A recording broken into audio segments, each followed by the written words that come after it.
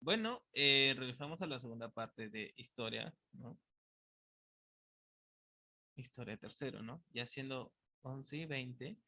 Pues bueno, ya terminando con esto de la Segunda Guerra Mundial, ¿no? Como digamos, no todo era, pues no,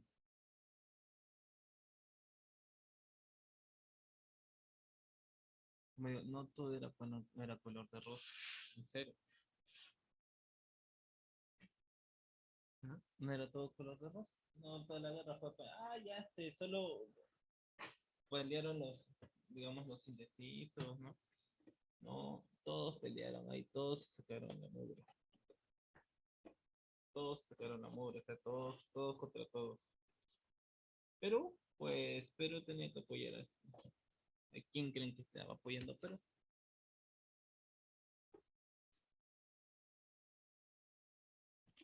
¿no? ¿Quién creen que estaba apoyando a Perú?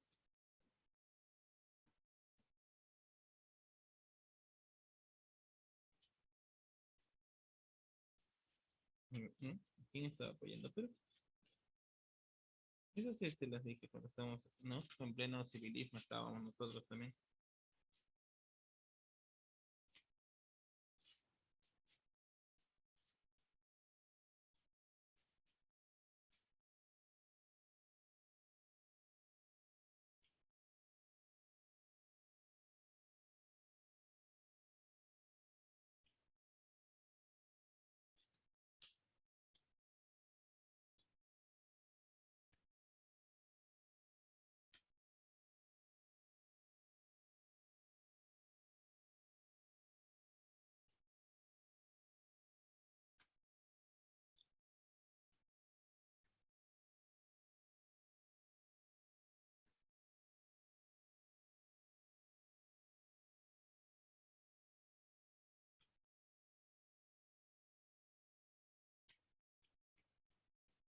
Ya, a ver, ¿no?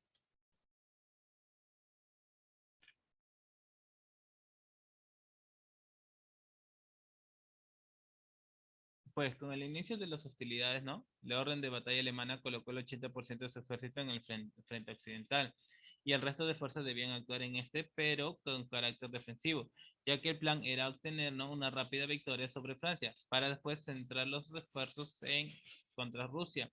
La ofensiva alemana en Occidente se tituló oficialmente Ausmarsch II West, pero es mejor conocida como Plan Schlieffen, en honor a su creador Alfred von Schlieffen. Fallecida apenas un año antes de ver en marcha su plan, Schiffrin había mantenido deliberadamente el ejército, ¿no? Deliberadamente debilitado el flanco alemán en Alsacia y Lorena, para incitar a los franceses a atacar por allí,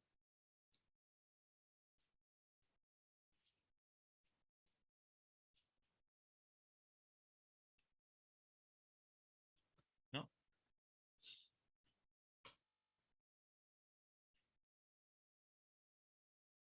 Para incitar a los franceses a atacar por allí, mientras una mayoría de tropas fueron asignadas más al norte para barrer Bélgica y avanzar rápidamente hacia París y así arrinconar a los ejércitos franceses contra la frontera suiza.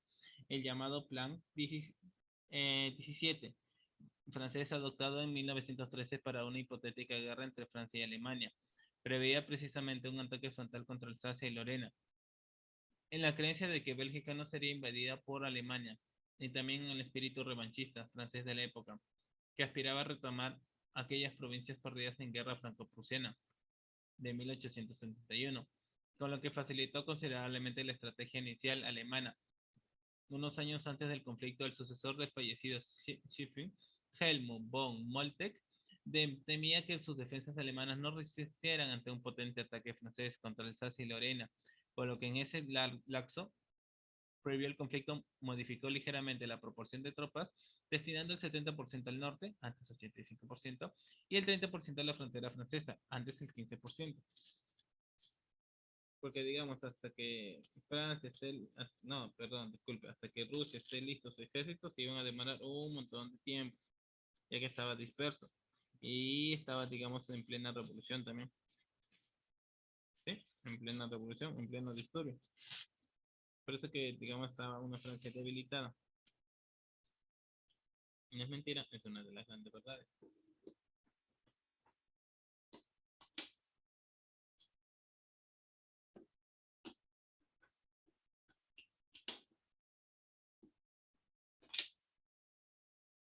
Es una de las grandes. Francia estaba debilitada. A ver. El 4 de agosto de 1914, el ejército alemán abrió el frente occidental, invadiendo Bélgica y Luxemburgo. Fue un ataque a la ciudad de Lieja. El avance alemán en los primeros compases del frente occidental fue muy exitoso. A finales de agosto, la Fuerza Expedicionaria Británica estaba en desbandada total. Las bajas francesas en el primer mes de combate superaron los 260.000, incluidos 27.000 muertos, solo el 22 de agosto en la batalla de las fronteras. La bien elaborada estrategia alemana proporcionaba las instrucciones detalladas y al mismo tiempo permitía una libertad de acción considerable a los oficiales ante la eventualidad imprevista en primera línea del frente. Esta doctrina no era nueva, había funcionado bien los alemanes entre 1866 y 1870, pero en 1914 provocó que el general Alexander von Kluck, al desobedecer las órdenes y actuar libremente, abriese una brecha entre los ejércitos alemanes en pleno avance hacia París. Franceses y británicos explotaron esa brecha para detener el avance alemán al este en París, en la primera batalla de Marne, entre el 5 y el 12 de septiembre, lo que obligó a los alemanes a retroceder 50 kilómetros.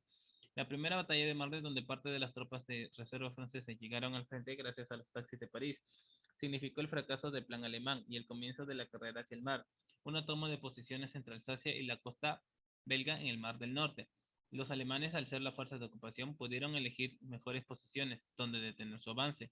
Normalmente se asentaban en posiciones elevadas y las trincheras que empezaban a levantarse estaban mejor construidas que sus homólogas anglo-francesas, ya que inicialmente la Entente pensó que serían temporales y un paso previo para atacar a las defensas alemanas, que no les funcionó. Eso sí.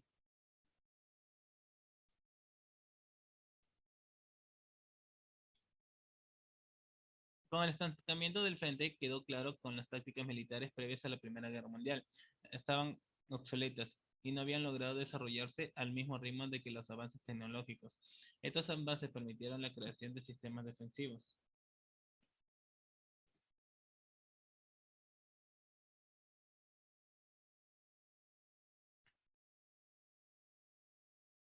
¿No? A ver.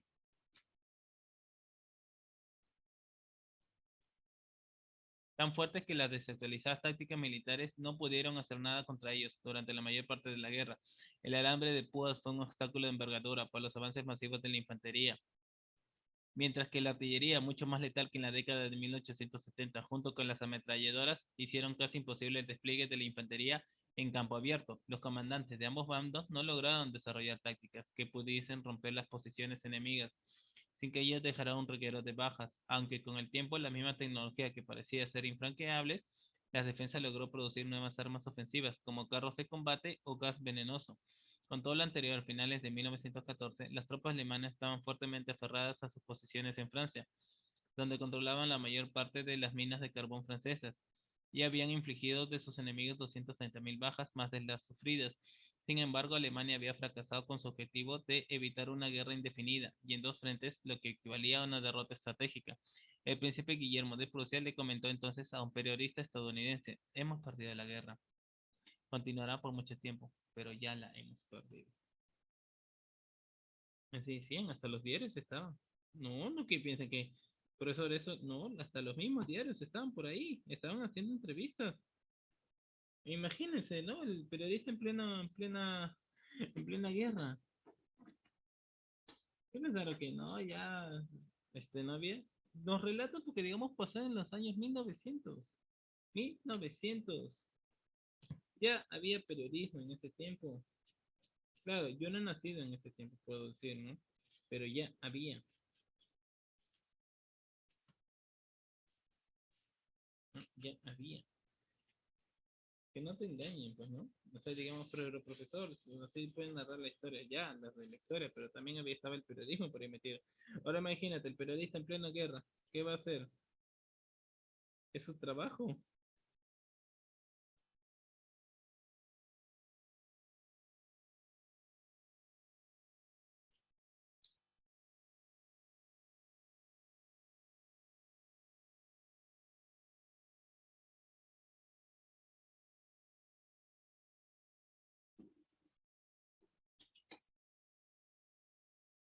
¿No? Es su trabajo del periodista.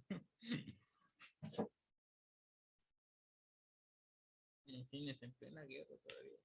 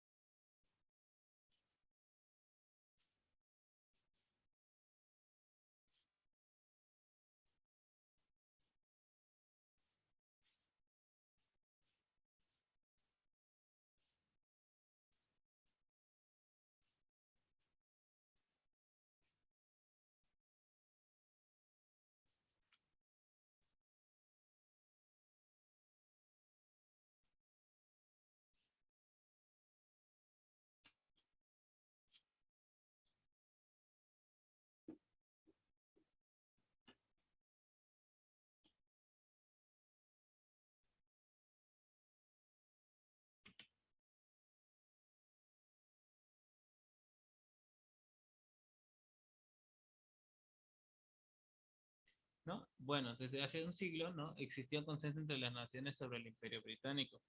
Y acá es donde comienza a poner la famosa guerra naval.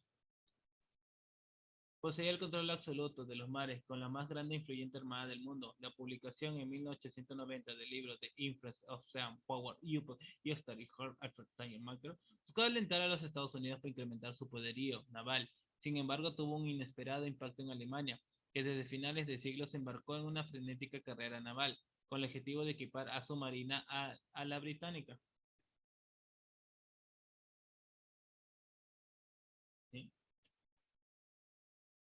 Eso sí.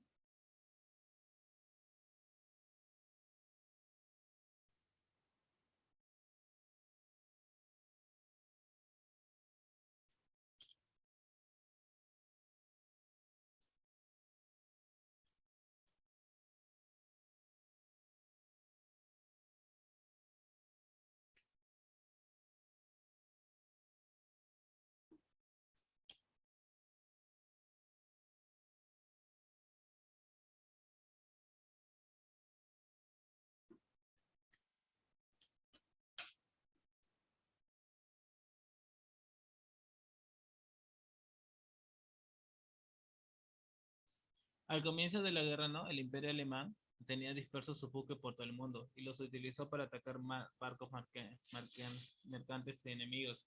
La Royal Navy los persiguió de forma sistemática, aunque no pudo evitar episodios humillantes dada su capacidad inicial para proteger las rutas comerciales.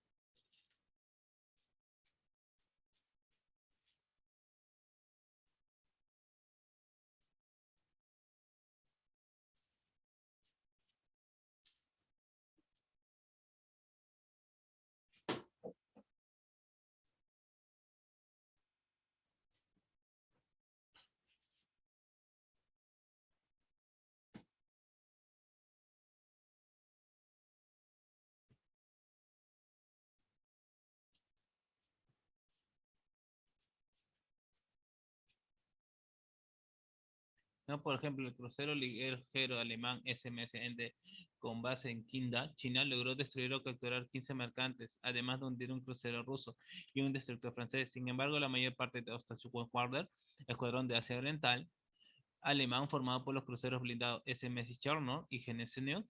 Luego cruzaron ligeros Nürnberg y Leipzig y dos barcos de transporte. No tenían órdenes de atacar mercantes y se dirigían de vuelta a Alemania cuando se encontraron con buques de guerra británicos. Aunque la flotilla junto al SMS 3D consiguió hundir dos cruceros en la batalla de Coronel, fueron prácticamente destruidos en la batalla de las Malvinas de diciembre de 1914, cuando solo el 3D y algunos barcos auxiliares escaparon, aunque fueron destruidos o capturados en su totalidad en la batalla de Más a Tierra. En el Mediterráneo, ¿no? Las flotas aliadas británica, francesa e italiana se enfrentaron a la armada austrohúngara en el Adriático, siendo el mayor enfrentamiento la batalla del Canal de Otranto en 1917 y de la armada otomana durante la campaña de los Dardanelos. Poco después del estallido de la guerra, Reino Unido comenzó un bloqueo naval sobre Alemania.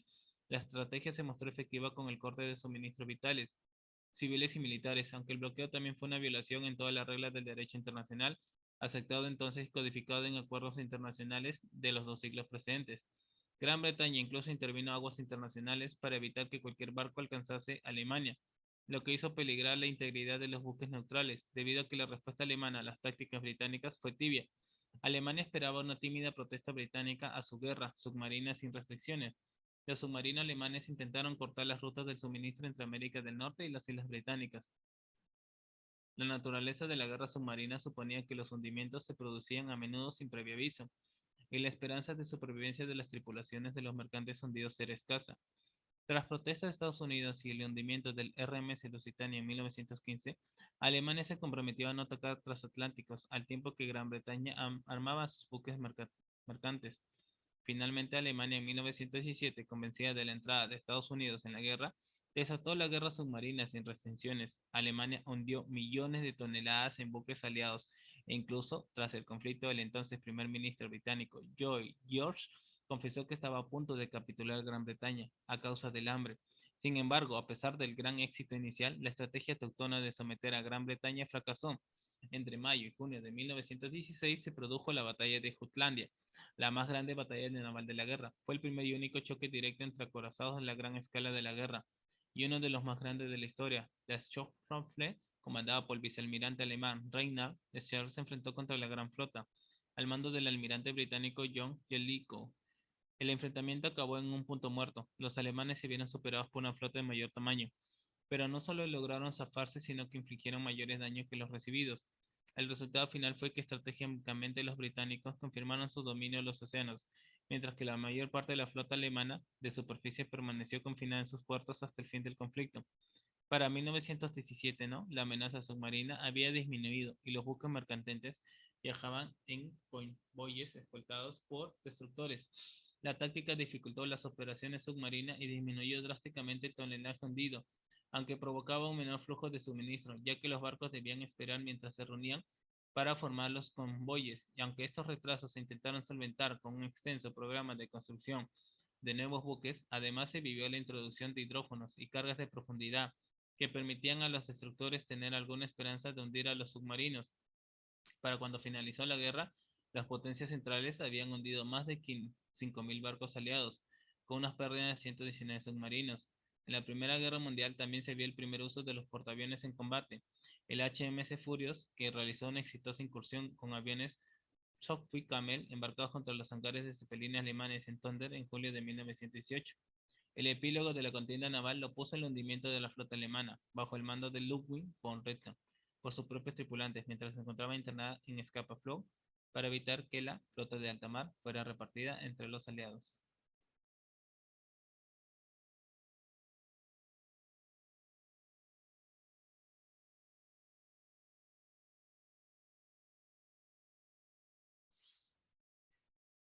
Eso sí, como digo, todo inicio de un pretexto nada más. Bueno, y todas las consecuencias que dejó, pues, ¿no? Las secuelas más visibles de la guerra, pues, ¿no? A ver, todo ello, ¿no? Dejó consecuencias. También acciones del Frente Oriental. Tratados de paz, ¿no? Tenemos los tratados de paz de Versalles, ¿no? Que finaliza con el primer punto. Y hubo consecuencias. Alemania fue la más, digamos, perjudicada. Las secuelas más visibles de la guerra fueron la desaparición de cuatro imperios: el alemán, el austrohúngaro, el ruso y el otomano. Numerosas naciones recuperaron su independencia y otras nuevas se crearon. Cuatro dinastías y con ellos sus aristocracias cayeron como consecuencia directa de la guerra: los Romanov, los Osmanli y los Hohenzollern y los Habsburgo. La Primera Guerra Mundial dejó entre 9 y 10 millones de muertos y unos 20 millones de soldados heridos. De forma adicional, se estima que las víctimas civiles ascendieron a más de 7 millones. El Reich alemán movilizó a unos 11 millones de hombres, de los cuales unos 1.774 millones murieron. Francia movilizó a 7,8 millones de hombres, de los que ¿no? 1,4 millones murieron y 3,2 millones resultaron heridos. El Imperio ruso reclutó 12 millones de hombres para el servicio militar y 1,85 millones perecieron. De los más de 8 millones de franceses que combatieron, 1,3 millones, o sea, el 16%, no sobrevivieron a la guerra, mientras que de Reino Unido murieron 850.000 soldados. Hasta Hungría perdió 1,5 millones de soldados de los 7,8 millones que reclutó, o sea, un total del 19%. Italia perdió 700.000 de sus más de 5 millones de hombres. Las mayores pérdidas en proporción las sufrieron Rumania, Montenegro y Serbia. De los 700.000 soldados movilizados por Serbia, 130.000 murieron y en total Serbia perdió el 11% de su población, unos 540.000 personas fallecidas. Aún peor fueron las cifras de Montenegro, país que perdió el 16% de su población. A ver, y ahora sí, pues Ya saben las consecuencias, por eso no vayan a la guerra, ¿no? Consecuencias geopolíticas, hubo también, digamos, consecuencias ideológicas, ¿no? La extrema izquierda, la expansión del comunismo, que había ascendido por primera vez al poder con la Revolución Rusa de 1917, que a la vez, bueno, digamos, no sirvió para tanto, ¿no? No sirvió para tanto. Ah, bueno, eso sí le hubiese dicho porque, digamos, se implantaron, sí, pero después, en los años 1900 y tanto, no, 1990 se destruyó porque no sirvió tanto problema. Sí, búsquenlo, nada más el marxismo, el leninismo, búsquenlo nada más, como le digo. Es un plan que no sirvió con Stalin ni nada. No es porque hable mal, ¿no? Sino ahí mismo dice la historia, ¿no? Rescaten, pues no, lean un poquito, ¿no? No, a ver, ahora sí, con respecto a esto, el examen de historia del día de hoy. Sí, me hubiese gustado explicar acerca de la Revolución Rusa, pero ya queda poco tiempo, ¿no? Unos 18 minutos, en la cual, pues, no le voy a mostrar su examen.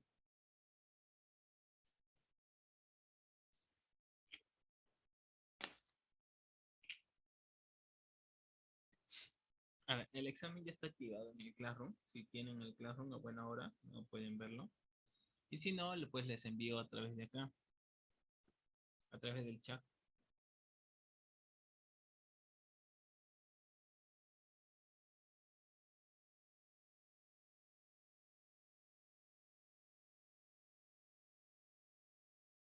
Sí, siempre tomo los exámenes pues, eh, por cuestionario Google.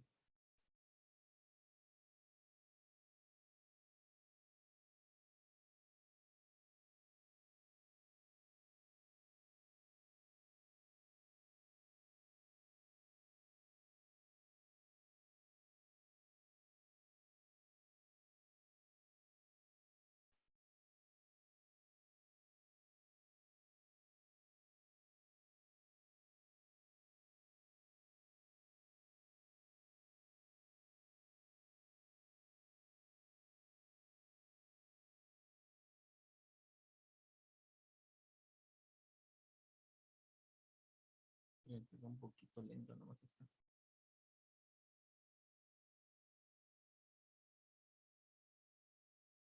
Parece que utilizar Internet Explorer.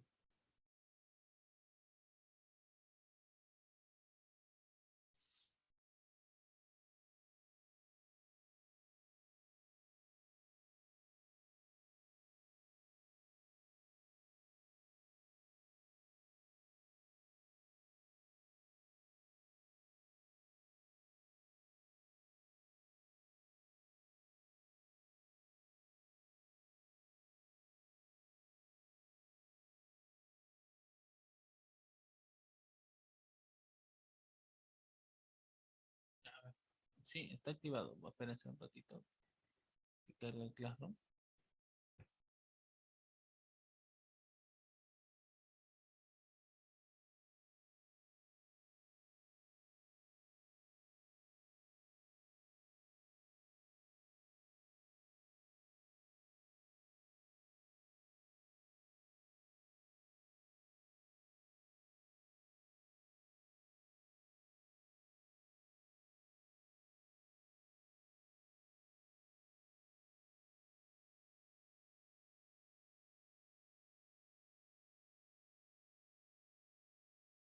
Ya, acá está. Historia tercero. No se ve el examen que les toca.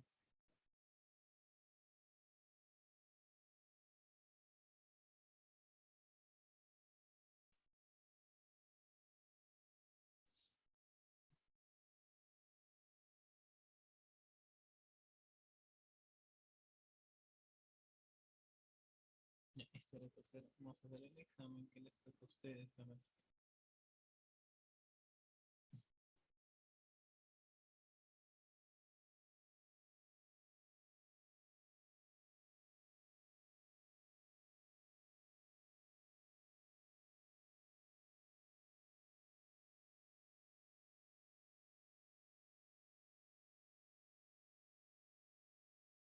Ya, a ver, acá está el examen. Vamos a mostrar las preguntas que vienen. Pues son las siguientes. A ver, acá está. Va a tener que poner su correo electrónico, sus apellidos y sus nombres, ¿no? El examen consta de 20 preguntas que es de opción múltiple, en la cual, digamos, si consideras que esta pregunta, su respuesta es esta, pues ya, así sucesivamente, hasta llegar hasta acá. Al final tienes que presionar enviar para poder yo recibir tu respuesta. Te va a salir tu nota. Por ejemplo, dice, ¿no? En la etapa del imperialismo a un país poderoso se le llamaba potencia, aliado, metrópoli o entente. Lo acabamos de llevar nada más hace unos minutos, ¿no? En las etapas del imperialismo, a un país poderoso se le llamaba, a ver,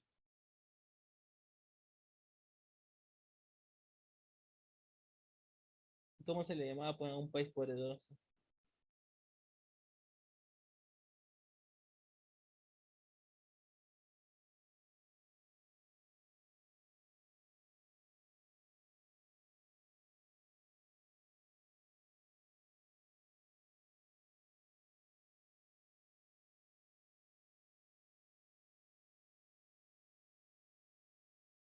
Ya, a ver. Miguel Iglesias entró a gobernar en el periodo de Guerra de Balcanes, pacto con Bolivia, reconstrucción nacional o guerra con Chile, ¿no? A ver, marca uno que marca cualquiera de esas cuatro que tú lo consideres correcta.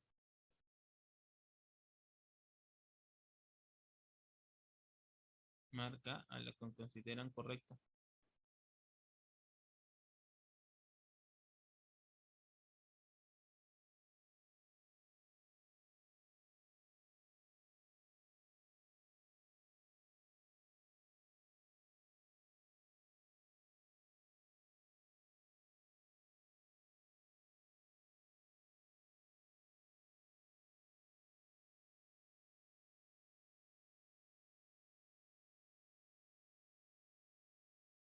Ya, a ver.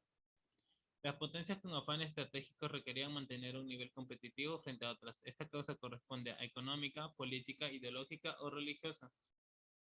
¿No? A ver, ¿a cuál de las causas corresponde? ¿Económica, política, ideológica o religiosa?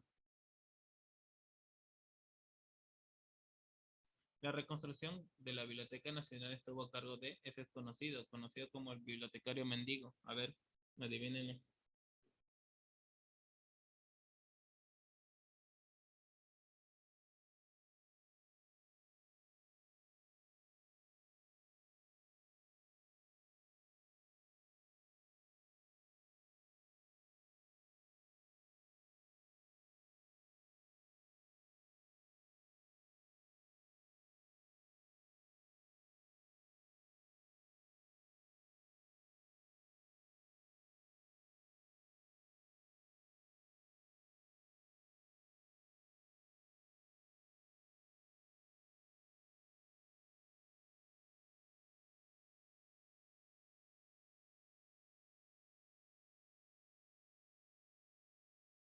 Ya, a ver. Redactó un memorial contra el prefecto Francisco Noriega. Esa fue también una actividad, acuérdense. Daniel Alcides Carrión, Pedro Tusparia, Remigio Bermúdez o Ricardo Palma. Eso lo hicieron en una actividad. La soberanía de la colonia se encontraba sometida a la potencia y era administrada directamente por ella. Esta forma de gobierno era monarquía, gobierno directo, concesión o protectorado.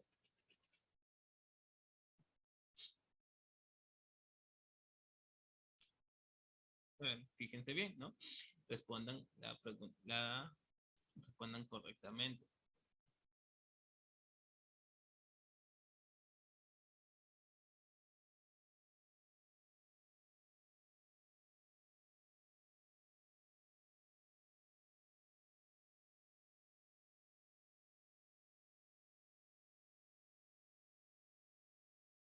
Ya, a ver.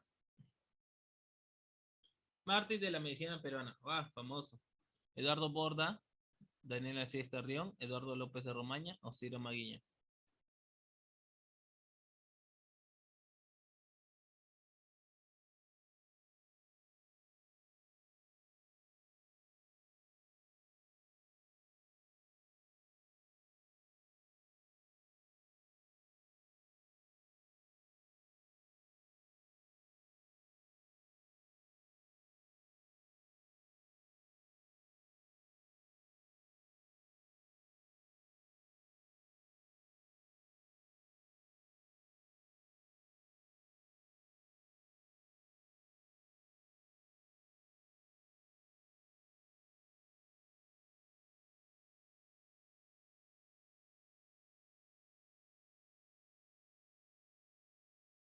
Ya, a ver.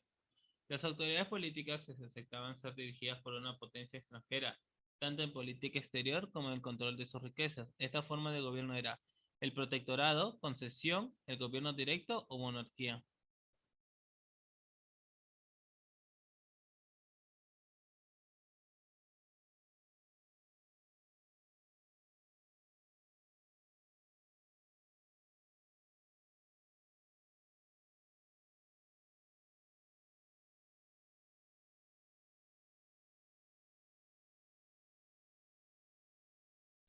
Ya, a ver.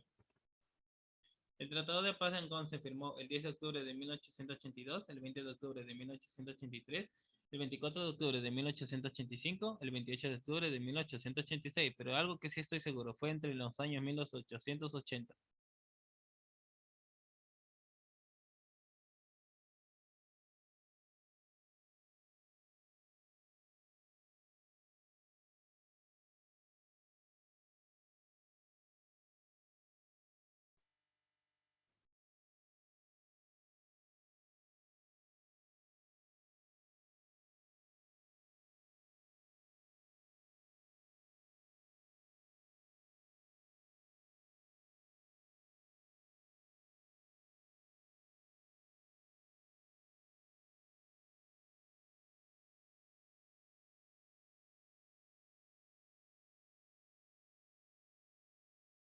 ¿Ya? A ver.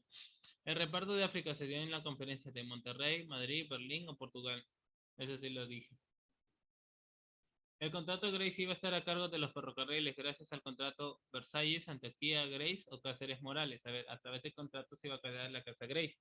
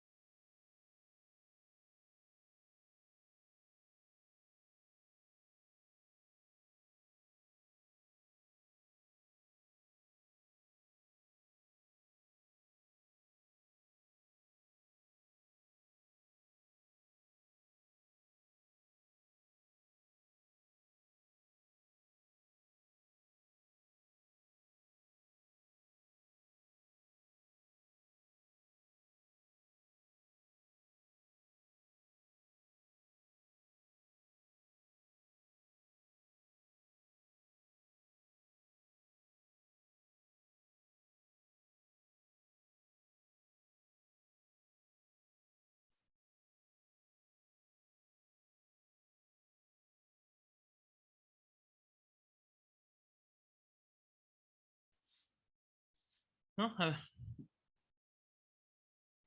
la Triple Entente estuvo formada por Alemania, acabo de hablarle, la Hacienda Casa Grace, y después unir, pues, ¿no? Cada hacendado con la hacienda y unir, pues, ¿no? Cada líder con su país relacionado. Y la última pregunta, regalo. ¿Significó la modernización e industrialización de Japón impulsada por el emperador Mushoku y la burguesía española?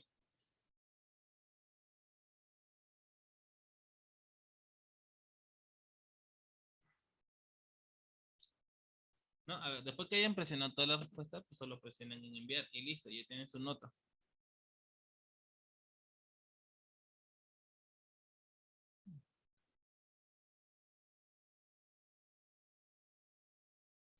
Ya, a ver, ¿no? Ahí presionen cuando acaben, ¿no? De dar toda su respuesta, ¿no? Pueden, ¿no? Pueden, ya. Envíenlo nada más que todo, nos estamos viendo hasta una próxima oportunidad. Cuídense, ¿no? No salgan, y si salen, pues, ¿no?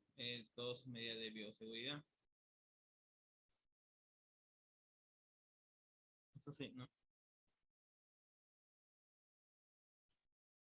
Cuídense, nos vemos, chaito.